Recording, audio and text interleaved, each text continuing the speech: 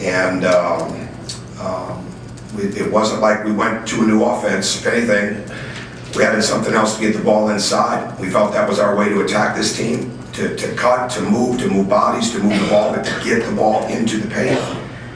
And the only statistic we lived up to was the 13 or 16 turnovers. We hit our average there. But we got 13 shots in the second half. I believe we got 2 offensive rebounds. And they're an excellent team because they never got away from what they were doing. They deserved the win. But I sure would have liked to see if we actually were going to compete and try to fight aggressively in the second half. But we'll never know.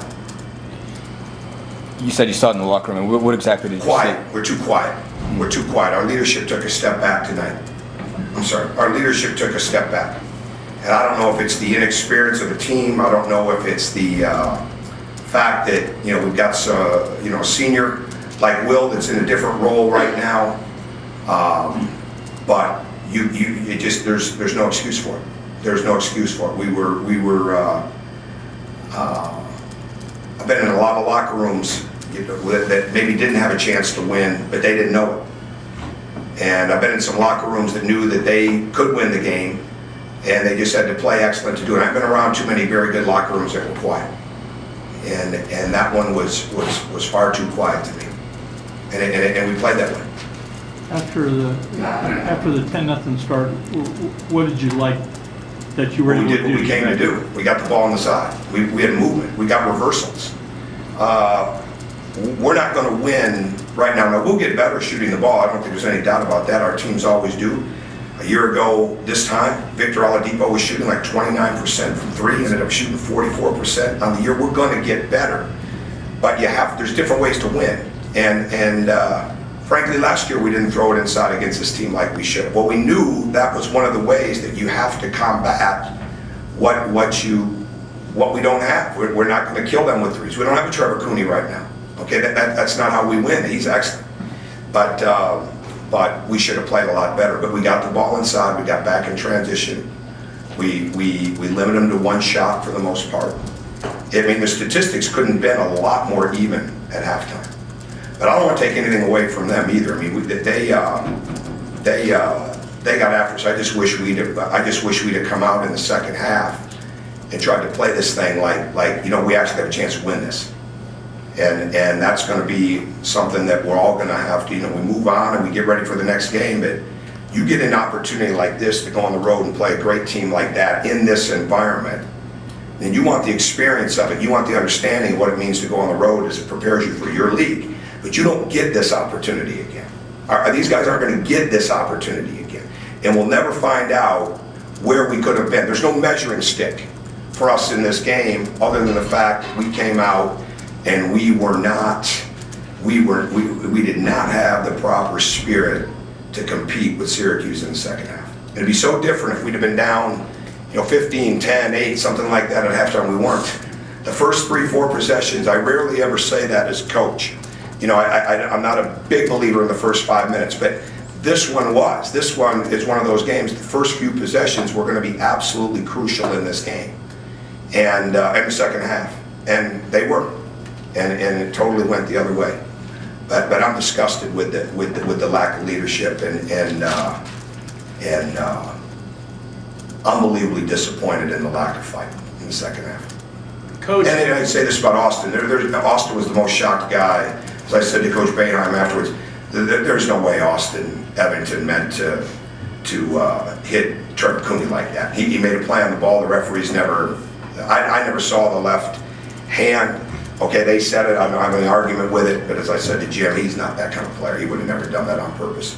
And that's not the kind of fight I'm talking about. But I mean, we were right in this game, and we didn't stick with what was working. Oh, I guess I thought I heard somebody go ahead. I did too. Coach, what was the biggest difference between the opponent you played tonight and the opponent you played in March of last year? Well, it's two different teams. Same program, 2 different teams. They're different, we're different. No, go ahead. I was just going to say, I guess what wasn't working or wasn't taking as you tried to maybe get out of the funk in the second? We tried to shoot too many jump shots. I mean, you watched it, right? I mean, we tried to shoot too many jump shots. The ball was going in the paint. I mean, Noah Bonley went 13 for 16 from the foul line. Okay, and again, the youth part of this is this, and this is where, you know, we have this talent, and everybody's trying to get comfortable and understand what they can do well. When you don't demand the ball in practice, when you don't talk the way you need to talk in practice, when you're not as aggressive as you need to be in practice, it's going to come out. And it's going to come out in tough situations. And we're making improvements, and we will make improvements. But for 8 games in, I would have really liked to have been able to have this team have a measuring stick of what it means to play against a top 5 national championship contender and really have a view of where we are. The view we have tonight I don't like very much, and I hope it's not very accurate. They are that good, though. I mean, Syracuse is legit. They are a great program, great coach, and they understand what they're doing. They know what their role is. They know who's shooting it. They know who's driving it. They know who's setting it up. They know who's rebounding it. They do a great job of that. Just what stands out to you most about the turnovers and just kind of what led to Live balls. You can't give Syracuse live ball turnovers. I mean, and that's you just can't. And we just lost our way a little bit in the sense of the attack and being aggressive, forcing the ball inside is really not that hard. You know, I mean, I'm not out there playing. You're not out there playing, but every time we wanted to get it inside, we got something good. But there's no, well, you know, we tried to do this, we tried to do that. Everything we wanted to do, we were doing.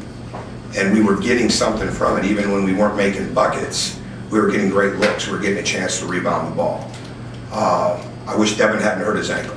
I don't know if he was the same when we brought him back out in the second half. But that was one of the poorest displays of fight and communication that I've ever seen. But I say that, and I know they'll come back and work and get better, and we've got a long season, and this is what it's like coaching youth.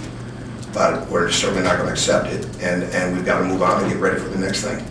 So in about an hour and a half after watching this film, we'll be right on to North Florida, and hopefully these guys will have a taste in their mouth that they want to get rid of quickly. Okay, thanks. Thank you, Coach. Thanks.